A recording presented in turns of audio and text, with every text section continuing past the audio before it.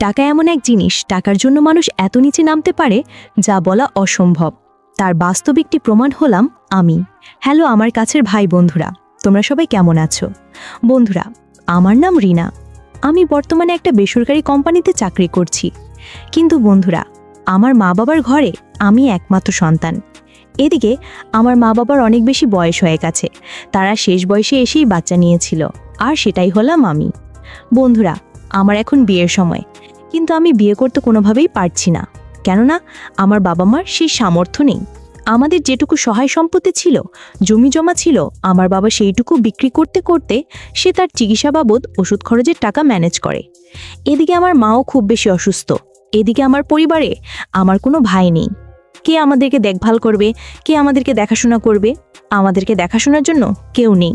বন্ধুরা, আমি শহরে যাই, তারপর আমি চাকরি করি, কিন্তু তারপরও যেন আমি কোনোভাবেই দেনা পাওনা কোনোভাবে শোধ করতে পারলাম না। একদিন কিস্তির স্যার সে আমাকে অফার করে। শুরুতেই আমি অস্বস্তি করতাম, কিন্তু উনি আমাকে মোটা অঙ্কের একটা চাকরি অফার করে। উনি আমাকে বলে আমাকে নাকি এনজিও সমিতিতে উনি আমাকে একটা চাকরি দেবে, সেখানে বেতনও ভালো টাকা। তাছাড়া ওনাদের যে জায়গার চাকরি আমার বাড়ি থেকে অনেক দূর, থাকতে হবে ওনার সঙ্গে কোয়ার্টারে। তাছাড়া ওনার সঙ্গে যদি আমি থাকি একই বাসায়, স্বামী স্ত্রীর পরিচয় দিয়ে উনি আমাকে প্রতি মাসে একটা টিপস দিবেন, একটা বেতন দিবেন। তাছাড়া থাকা খাওয়া খরচ সব কিছুই উনার, আর আমি প্রতি মাসে 20,000 টাকা করে মাইনে পাবো। আমি চিন্তা করলাম বন্ধুরা, আমি 2টা সমিতি থেকে প্রায় 2 লাখ টাকা আমি নিয়েছি। কিস্তি তো যাই হোক, কিস্তির স্যার সেতে আমাকে অন্তত কিছু হলে আমাকে হেল্প করে, তার জন্য আমার কাছে ভালো হবে। আমি এখন আমার বিয়ে শাদী নিয়ে কোনো কিছুই তখন ভাবতেছিলাম না। জীবনের এক বাস্তব পরিস্থিতির মুখোমুখি আমি হয়েছিলাম। সেদিন আমার কলিজার ভাই বন্ধুরা, আজকে তোমাদের জন্য একটা দারুণ একটা গল্প নিয়ে চলে এসেছি, এবং শুরু করছি আমার জীবনের এক সুনামধন্য এক গল্প, যেটা শুনলে তোমরা অনেক বেশি মজা পাবে, অনেক বেশি আনন্দ পাবে। তাহলে বন্ধুরা, চলো শুরু করি। আর আমার নাম তো তোমাদেরকে বলেছি। বন্ধুরা, আমার বাড়ি হচ্ছে একটি মফস্বল গ্রামে। আসলে এই এলাকাতে কোনো কর্মসংস্থানের কোনো সুযোগ নেই। আমার বাবা ছিল একজন কৃষক, কিন্তু মা বাবা একটু বয়স হয়ে গেছে। তাদের বিয়ে হয়েছিল প্রায় অনেক আগেই, কিন্তু তারা তখন শুরুতে বাচ্চা নেয়নি। তাদের বিয়ের প্রায় 10-12 বছর পর তারা বাচ্চা নিয়েছে। আজকে আমার মা এবং বাবা তাদের দুজনেরই বয়স হয়ে গেছে অনেক বেশি। এদিকে আমার বয়স সবেমাত্র 17 বছর। চারিদিক থেকে আমার জন্য পাত্র আসতেছে আমাকে বিয়ে করার জন্য। আমার যে চেহারা, আমি ঠিকভাবে কলেজ ইন্টার পর্যন্ত পড়াশোনা করেছি। পরবর্তীতে আরও কোনো পড়াশোনার আমি সুযোগ পাই নাই, কারণ আমার বাবা কলেজের পড়াশোনার যে খরচ সেটা তিনি ঠিকভাবে দিতে পারতেছিলেন না। এদিকে আমার সংসারে কোনো ভাই ছিল না হাল ধরার মতো। দিনের পর দিন আমি কিছু একটা করতে হবে। আমি 2টো প্রেম করেছিলাম, বয়ফ্রেন্ডের কাছ থেকেও বেশ কিছু টাকা নিয়েছিলাম। তারা আমাকে হেল্প করেছিল, কিন্তু তারা আর এখন আমাকে টাকা দিতে চায় না, কারণ তারা চায় আমাকে বিয়ে করতে। কিন্তু আমার পক্ষে তো এখন বিয়ে করা সম্ভব না, কারণ আমি যে বিয়ে করব, একটা সময় ছিল আমাদের গ্রামে অনেক সহায় সম্পত্তি ছিল, আমাদের গরু ছিল, তারপর অনেক কৃষি জমি ছিল। কিন্তু মায়ের অসুস্থতার কারণে বাবা সবগুলো জমি বিক্রি করে দেয়। তাছাড়া বাবার কাছে এখন কোনো কাজ করাও সম্ভব না, আমাকে কোনো একটা কাজ করতে হবে। এদিকে আমি বেশ কয়েকবার শহরে গিয়েছি কাজের জন্য, কিন্তু কোনো কাজ জানি না। তাছাড়া অপরিচিত লোকজনকে কেউ কাজও দেয় না, পরিচিত লোকজন ছাড়া। এদিকে আমার পরিচিত বলতে শহরের তেমন কেউ নেই। কে আমাকে কাজ দিবে বলেন? সেরকম কোনো মানুষই ছিল না। তো দিনের পর দিন, রাতের পর রাত আমি এভাবেই কষ্ট করেছি। তারপর বন্ধুরা, আমার বাবা হঠাৎ করে তার অসুস্থতা বেড়ে যায়। এদিকে মাও অসুস্থ। তাদের দুজনকে নিয়ে আমি এক মহা বিপদে পড়েছি। আল্লাহ আমাকে পাঠিয়েছেন মেয়ে মানুষ হিসেবে, তার উপর আবার আমার মাথায় এত প্রেশার, এত চাপ নেওয়া যায় নাকি বন্ধুরা? তোমরাই বলো। পরিবার যদি এত প্রেশার দেয়, এত চাপ দেয়, সেটা আসলে কোনোভাবে গ্রহণযোগ্য না, গ্রহণ করা যায় না। আমি একটা নরম মনের মানুষ, একটা সুন্দরী মানুষ, মেয়ে মানুষ। আমার তখন আমার বিয়ে হয় নাই। এখন আমার বিয়ে হয়েছে, কিন্তু তখন আমি বিবাহিত ছিলাম না। আমার জীবনটা ছিল খুব কষ্টের, খুব বাস্তব। আমি 2টা সমিতিতে যে কিস্তি উঠিয়েছিলাম, প্রায় 1 লাখ করে 2 লাখ টাকা। প্রতি সপ্তাহে সপ্তাহে কিস্তির লোক আসতো, প্রতি মাসে মাসে আসতো। কিন্তু আমাদের তো কোনো আয় ছিল না, কোনো ব্যয় ছিল না, যে আমি কাজ করে সমিতির টাকা দিব, কোথা থেকে দিব? মা বাবার অপারেশন করতে গিয়েই তো সব টাকা শেষ করে ফেলেছি। এদিকে আমি কোনো কাজ করতে পারছি না, কিন্তু প্রতি সপ্তাহে কিস্তির লোকজন এসে প্যারা দিত, জ্বালা দিত। আমি তাদেরকে 1 মাস, 2 মাস, 3 মাস কিস্তি দেই না, কিন্তু এভাবে চলতে পারে না। তারপর বন্ধুরা, আমাদের বাড়িতে মানে আমাদের গ্রামে একজন মেম্বার সাহেব ছিল। আমি ওনার বাসায় মাঝে মধ্যে কাজ করতাম। ওনার অনেকগুলো জমি আছে, ধান কৃষি এগুলো কাজ করতাম, রান্না বান্না করে দিতাম সব কিছু। তো উনি আমাকে কিছু একটা টাকা মাইনে দিত। 5,000 4,000 টাকা, ওই বাসার কাজের লোক যেগুলো বলে আর কি। তো এই টাকা দিয়ে তো আমার পোষায় না। আমার প্রতি মাসে কিস্তি দিতে হতো 10,000 টাকা, কিন্তু এদিকে কিস্তিওয়ালারা আমাকে হুমকি পর্যন্ত দিয়েছে, তারা নাকি আমার নামে মামলা করবে। আমি টাকা পয়সা দিতে পারছি না। আমি একদিন এক সমিতিওয়ালাকে বাসায় এনে চাটা খাওয়ানোর পর আমি তাকে বললাম, ভাই দেখেন, আপনারও তো পরিবার আছে, এখন আমি কি করব ভাই, দেখেন আমার তো চেষ্টা করছি ভাই, দেখেন একটা বাসায় কাজ নিয়েছি, মেম্বারের বাসায় উনি আমাকে 5,000 টাকা দেয়, আমি দুইটা সমিতি থেকে আসলে টাকা উঠিয়েছি, আপনাকেও 5,000 টাকা দিতে হয়, ওনাকেও 5,000 10,000 টাকা দিতে হয়, ভাই আমার পক্ষে সম্ভব হচ্ছে না, আমি কি করব বলেন। সেদিন আমার মা বাবা ছিল ঘরের ভিতরে, তারা অসুস্থ, আর আমি সমিতিওয়ালাকে ঘরের ভিতরে নিয়ে এসেছিলাম তাদেরকে ভালোভাবে বুঝে এবং তাদেরকে বুঝ দেওয়ার জন্য, এবং আমি একজনকে চা দিয়েছিলাম সঙ্গে। সেদিন আমার মাথায় খুব টেনশন ছিল বন্ধুরা। আমি সেদিন পরেছিলাম একটা সালোয়ার কামিজ, একটা 3 পিস, কিন্তু আমি সেদিন বাসার ভিতরে ছিলাম, তো যার কারণে আমি সেদিন ওড়না পরি নাই। আসলে আমার মাথায় কোনো কাজ করছিল না। উনি সেদিন আমাকে দেখে উনি আমাকে একটা অফার করে, ওনার মাথায় একটু কাজ করে, মানে অন্যরকম একটু কাজ করে। উনি সেদিন আমাকে দেখে আমার জন্য উনি বেশ পাগল হয়ে যায়। আমাকে বলতেছিল, রিনা তুমি এত সুন্দর একটা মেয়ে, তোমার এত চাপ, এত প্রেশার, সত্যি এটা খুব কষ্টদায়ক। আচ্ছা দেখো রিনা, এখানে তো আমারও কিছু করার নেই, দেখো আমি এই এনজিও অফিসে চাকরি করি, আসলে তোমরা যদি টাকা না দাও তাহলে আমারও চাকরিটা থাকবে না, আমারও বউ বাচ্চা কাচ্চা আছে, দেশে এখানে থাকি, এখন কি করি বলো তো। সেদিন আমি তার হাত ধরে রিকোয়েস্ট করে বলেছিলাম, আমি তার কাছে যেতেই আমার গালগুলো, আমার মুখটা তার মুখের সামনে চলে যায়। হঠাৎ করে সে আমার সৌন্দর্য দেখে আমার জন্য পাগল হয়ে যায়। সে আমাকে একটা অফার করলো। সে আমাকে বলল, রিনা ঠিক আছে, তোমার আগামী 6 মাসের কোনো কিস্তি দিতে হবে না, আমি তোমার 6 মাসে কিস্তি দিয়ে দিব, কিন্তু বিনিময়ে একটা শর্ত আছে। আমি তখন কিস্তিওয়ালা, যার নাম ছিল রবিন, আমি তাকে বললাম, রবিন স্যার কেমন শর্ত? সে আমাকে বলল, এই ধরো আমার তো বউ বাচ্চা কাচ্চা দেশের বাড়িতে থাকে অনেক দূরে, সেইখানে তো আর এখন খুব একটা বেশি যাওয়া পড়ে না বুঝছো, ওই 6 মাস পর পর একবার যাই, আসলে তোমাদের এখানে এলাকাতেই থাকি, ব্যাচেলার মানুষ, ভালোও লাগে না, তারই না তুমি যদি আমাকে একটু খুশি করতে পারো, আমাকে যদি একটু আনন্দ দিতে পারো, হ্যাঁ আমি তোমার কিস্তির টাকা প্রতি মাসে আমার নিজের গাড়ির থেকে আমি সেটা দিয়ে দিব তোমার, আর এই টাকা দিতে হবে না 6 মাস পর্যন্ত, আমি তোমার কাছে আসব না, কিন্তু হ্যাঁ প্রতি সপ্তাহে 2-3 বার তুমি আমাকে খুশি করতে হবে। আমি বললাম, স্যার আমি আপনাকে কিভাবে খুশি করব, আমি ঠিক আছে আপনাকে আমি রান্নাবান্না করে খাওয়াবো। সে আমাকে বলতেছে, না রান্নাবান্না করে দিলে হবে না, অন্য কিছু করতে হবে। আমি তখন কিস্তিওয়ালা স্যার রবিনকে বললাম, অন্য আর কিভাবে আপনাকে খুশি করব স্যার, আমার কাছে আর কি কোনো উপায় আছে বলেন। তখন সে আমাকে বলল, হ্যাঁ তোমার কাছে দারুণ এক সুবিধা আছে, দেখো তুমি যে সুন্দরী, তাছাড়া তোমার এখনো বিয়ে হয় নাই, তুমি একটা কুমারী একটা মেয়ে, একেবারে পুরো রসে রসে ভরা, তুমি শোনো, তুমি যদি আমাকে খুশি করতে পারো, মানে আমার সঙ্গে যদি তুমি ওই কাজটা করতে পারো, আমাকে যদি তুমি তৃপ্তি দিতে পারো, আমার স্ত্রী এখন আমার কাছে নাই, তুমি যদি আমার স্ত্রীর চাহিদাটা পূরণ করতে পারো, তাহলে তোমার হয়ে আমি টাকাটা দিয়ে দিব। আমি তখন স্যারকে বললাম, এইটা কি সম্ভব নাকি? না আমার এখনো বিয়ে শাদী হয় নাই, আমি এটা করতে পারবো না স্যার, দেখেন আমি গরিব হতে পারি, কিন্তু শরীর বিক্রি করতে হবে এরকম মানুষ কিন্তু আমি না স্যার, আপনি মনে হয় মানুষ চিনতে ভুল করেছেন, আপনি আমাকে যেরকম ভাবতেছেন আমি কিন্তু মোটেও এরকম মানুষ না। তখন রবিন স্যার একটু রেগে গেল, রেগে গিয়ে বলতেছে, আচ্ছা তাই নাকি, তুমি ওইরকম মানুষ, হ্যাঁ ঠিক আছে ঠিক আছে, তুমি তুমি প্রতি মাসে যেন আমি টাকাটা পাই, এই মাসের টাকাটা জলদি করে দাও। তখন আমি স্যারকে বললাম, ঠিক আছে স্যার আমি আপনার টাকা দিয়ে দিব, আমাকে 2টা দিন সময় দিন। 2 দিন পর আমি কিভাবে টাকা দিব আমি কোনোভাবেই বন্ধুরা বুঝতে পারছিলাম না। আমি তো রবিন স্যারকে বললাম যে আমি তার টাকাটা 2 দিন পর দিয়ে দিব, এদিকে আমার 3 মাসের কিস্তি জমা হয়ে আছে, আমি কি করব? আমার মাথায় যখন কোনো কিছুই কাজ করছিল না, এইভাবে একবার যত কিস্তি সারের কাছে শরীর বিক্রি করেই ফেলেছি। হ্যাঁ, তো এইভাবে যদি আরও বেশি করে যদি শরীর বিক্রি করি তারা তো কোনো সমস্যা নেই, সমস্যা আছে যেহেতু একবার শরীরটা বিক্রি করে দিয়েছি, তো আরও ভালোভাবে যদি শরীরটা বিক্রি করি তাহলে তো কোনো সমস্যা নেই। তখন আমি একটা অন্য কিছু চিন্তা করলাম, কি করা যায়। ওই আমার আরেকটা কিস্তি সমিতির স্যার আছে, উনি আমার কাছে টাকা পাবে, তো উনি প্রতি মাসে আমার কাছে আসতো, তো উনি একটু ভালো মানুষ ছিল, তো উনি আমার কাছে বলতো না। তো একদিন আমি তাকে বললাম, সে আমাকে বলতেছিল, রিনা এইভাবে আর কতদিন, দেখো আজকে প্রায় অনেক দিন হয়ে গেছে, ঠিক আছে, তোমার কিস্তির টাকা দিতে হবে। আমি অফিসের বসকে আর কোনোভাবেই কোনো কিছু বলতে পারছি না, এইভাবে গেলে আমার হয়তো চাকরি দেওয়ার থাকবে না।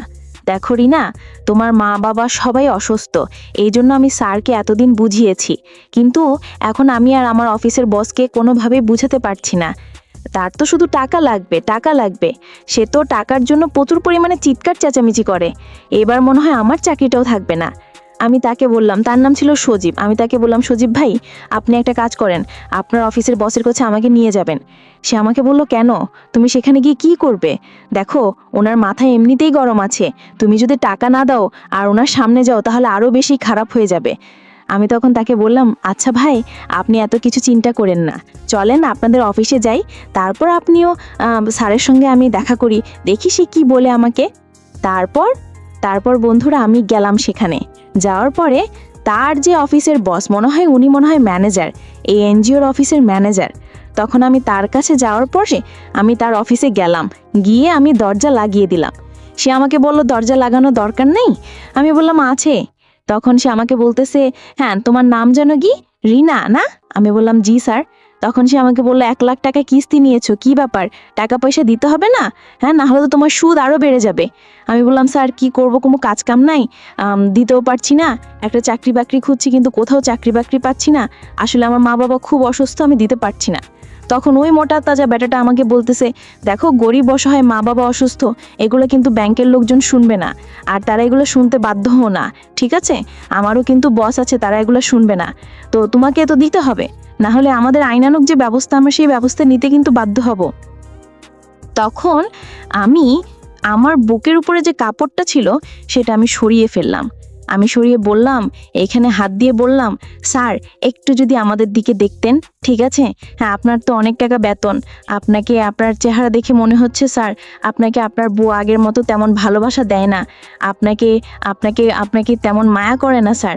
আমি কিন্তু আপনাকে অনেক ভালোবাসা দিতাম, অনেক মায়া করতাম, একটা সুযোগ দিয়ে দেখেন না। সে আমাকে বলতেছিল, না এটা তুমি কি বলতেছ? তারপর বন্ধুরা আমি তার কাছে চলে গেলাম, গিয়ে তার কোলে বসে পড়লাম এবং তাকে আমি আদর করা শুরু করলাম। সে আমাকে বলতেছে, বাহ, তুমি তো দেখতেছি 1 ক্লাসে সে গিয়ে, তোমার মতো এইরকম এত সাহসী মেয়ে আমি এই প্রথম দেখলাম। আমি তো সত্যি কথা বলতে তোমাকে আমার বেশ পছন্দ হয়েছে, কিন্তু আমার একটু ভয় করছিল। আমি বললাম, কোনো কিছু ভয় নেই স্যার, আমি আপনাদের সমিতি থেকে 1 লাখ টাকা নিয়েছি, আর আপনার তো বেতন নিম্ন 3-4 লাখ টাকা তো আছেই, এই 1 লাখ টাকা তো আপনার কাছে কোনো বিষয় না। এটা স্যার আপনি কি আমার এই 1 লাখ টাকা পরিশোধ করে দিবেন? বিনিময়ে আপনি যা বলবেন আমি আপনার জন্য তাই করব। আপনাকে আমি আমার কাপড় এই দেহটাই দিয়ে দিব। কতদিনের জন্য চান? আর স্যার আমাকে একটা চাকরির ব্যবস্থা করে দিলে আমি সারা জীবন আপনার প্রতি কৃতজ্ঞ থাকব। তখন সে আমাকে বলতেছে, তাই নাকি? আচ্ছা। তারপর বন্ধুরা ওই দিন সে অফিসে যত লোকজন ছিল সবাইকে ছুটি দিল, বলল সবার আজকে ছুটি। তারপর বন্ধুরা সে অফিসের দরজা লাগিয়ে ওই দিন প্রায় অফিসের ভেতরেই 2 ঘন্টা আমার সঙ্গে পার্সোনাল টাইম কাটিয়েছে। সে আমার সঙ্গে ওই দিন 2 ঘন্টা পার্সোনাল টাইম কাটানোর পর সে বুঝে গেছে আমি যে কি জিনিস। সে তখন আমাকে বলতো, বাহ রিনা, তুমি তো বেশ চমৎকার, সত্যি তুমি যেইভাবে আজকে আমাকে নিজের করে নিলে, যেইভাবে আমাকে তুমি আদর ভালোবাসা দিলে, এইভাবে তো কখনো আমার স্ত্রীও আমাকে এত সুখ দেয় নাই। জানো, স্ত্রী বেশি অধিকার দেখায়, বেশি দাবি দেখায়, ওর কাছে গেলেই ওই শপিংয়ে যাও, এইটা করো সেইটা করো, হ্যাঁ, তারপর হচ্ছে শুধু প্যারা দেয়, আসলে ঠিকভাবে তো ভালোবাসা দেয় না। আর যখন জানো প্রসঙ্গে যখন রাতে ঘুমায় তখনও ভালোবাসা দেয়, তখনও ঘুমিয়ে পড়ে, কি বলে না বলে। আমার মনে হয় অন্য কারোর সঙ্গে প্রেম করে, কিন্তু কিছু বলতে পারি না, বিয়ে করা বউ। তুমি আজকে আমাকে এই অফিসে যে আদর দিলে, তোমাকে যদি আমার বাড়িতে একটা দিন পেতাম তাহলে তো তুমি আমাকে মনে হয় আরও অনেক বেশি আদর দিতে, তাই না? আমি তখন কিস্তি স্যারকে বললাম, এই বসটাকে বললাম, এই একটা দিন সুযোগ দিয়েই দেখেন না স্যার, আর আপনি আমার এই টাকাটা মাফ করে দেন, আর আমাকে একটা চাকরির ব্যবস্থা করে দেন, আমি যাতে চলতে পারি। তারপর দেখবেন আপনাকে একেবারে সুখের দুনিয়াতে আমি ভাসিয়ে দেব। ওই ব্যাটা থাকলো, আর এত কালো রে ভাই, কি বলবো। যা হোক, সে তো আমার প্রেমে একেবারে পুরো দেওয়ানা হয়ে গেছে, পুরো পাগল হয়ে গেছে। এরপর সে আমাকে বলল, ঠিক আছে তোমার লেখাপড়া আছে কতদূর পর্যন্ত? আমি বললাম ইন্টার পর্যন্ত। সে আমাকে বলল, তোমাকে একটা এনজিওতে চাকরি দিলে আমার অফিসে তুমি কি চাকরি করবে? আমি বললাম করব মানে স্যার, আমি তো অবশ্যই করব, তবে আপনার পাশাপাশি থাকলে ভালো হবে, আপনার দেখভাল করতে পারবো। তখন সে আমাকে ওই অফিসে একটা চাকরি দেয় এবং তার ডেস্কের সাথেই মানে ওই অফিসের ভিতরেই আমাকে থাকতে হবে। তার যখন মন চাইবে সে আমাকে আদর করতে পারবে, ভালোবাসতে পারবে বা আমাকে ভোগ করতে পারবে সে, এরকম একটা সুযোগ সুবিধা ছিল। বেতনও মাশাল্লাহ 20,000 টাকা। তখন আমি অনেক খুশি। আমি বাড়িতে এসে আমার আম্মা আব্বাকে বললাম যে আমি তো চাকরি পেয়ে গেছি বাবা, এবার থেকে আর তোমাদের কোনো সমস্যা হবে না, আমি এখন থেকে তোমাদের মুখে খাবার তুলে দিতে পারবো। আমার বাবা এই কথা শুনে তার চোখ দিয়ে জল পড়তেছে, মাও দেখলাম কান্না করতেছে। আমি বাবা মাকে বললাম তোমরা আর কান্নাকাটি করো না, তোমরা আমাকে জন্ম দিয়েছো, এইটাই তো অনেক। আমার বাবা মা তারা আমার মুখের দিকে তাকিয়ে বলতেছে, রে মা, তোকে তো শুধু পৃথিবীতে জন্মই দিলাম, তোর জন্য বাবা মা হিসেবে আমরা তো কোনো কিছুই তোর জন্য করতে পারলাম না, ঠিকভাবে তোকে মানুষও করতে পারলাম না। তোর বিয়ের বয়স, অথচ তোকে একটা ভালো করে বিয়ে শাদী দিতে পারতেছি না। বাবা হিসাবে আমি যে কি করে মুখ দেখাবো সমাজে। আমি তখন আমার বাবাকে বললাম, বাবা চাকরিটা তো পেয়ে গেলাম বাড়ির একেবারে কাছে, একবার শহরেও গেলাম, সেখানেও অত চাকরি হইল না, তোমরা আমার জন্য আর টেনশন করো না, এখন দেখবে আমি অনেক টাকা ইনকাম করব। আমার কথায় আমার বাবা বেশ খুশি হলো। তো বন্ধুরা, আমি আসলে বুঝে গেছি এই দুনিয়াতে আসলে যোগ্যতার চেয়ে বেশি মূল্য হচ্ছে যেই মানুষ শরীর বিক্রি করতে পারে, যেই মানুষ দালালি করতে পারে, যেই মানুষ তেল মারতে পারে। কারণ এই দুনিয়াতে বর্তমানে যোগ্যতার কোনো মূল্য নেই। আমি বুঝে গেছি। আমি অনেক জায়গায় যোগ্যতা দিয়ে চাকরির চেষ্টা করেছি, অনেক জায়গায় গিয়েছি, কিন্তু পরিচিত লোকজন না থাকলে, দালালি না করলে, তেল না মানলে আসলে চাকরি হয় না।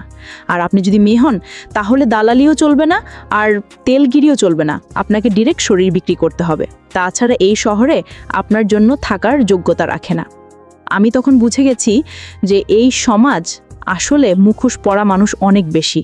তারা দিনের আলোতে ভালো মানুষের মুখোশ পরে থাকে, আর রাতে তারা সেই ভালো মানুষের মুখোশটা খুলে হয়ে যায় এক অন্যরকম মানুষ।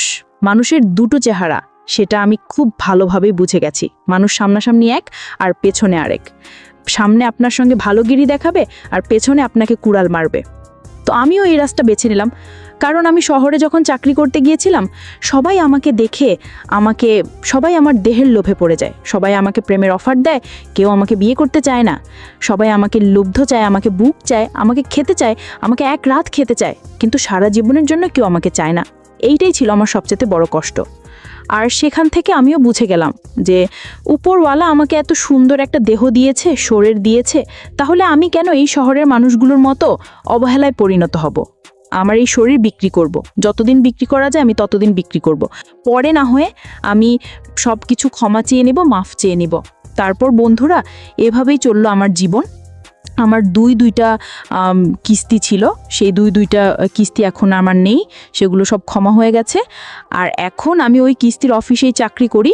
আর ওই যে আমাদের বস ছিল একটা মোটা তাজা কালো, তো উনি আমাকে যখনই ফোন করে আমি তার অফিসে যাই, যাওয়ার পর তার সঙ্গে তার ডেস্কে পার্সোনালভাবে 1 ঘন্টা, আধা ঘন্টা, 2 ঘন্টা সময় কাটাই।